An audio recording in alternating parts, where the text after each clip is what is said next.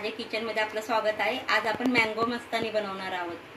ते मी 2 हापूस आंबे घेतले, पण ह्याची आता फोडी करून घेऊया।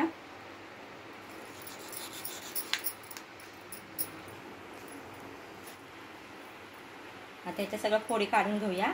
इथे मी आंब्याच्या फोडी करून घेतल्यात, त्यातल्या अर्ध्या फोडी मिक्सर मध्ये घालणार आहे। अर्धा कप थंड दूध ओतून घेऊया। 4 चमचे साखर घालणार आहे। मध्ये थोडं व्हॅनिला आईस्क्रीम घालणार आहे।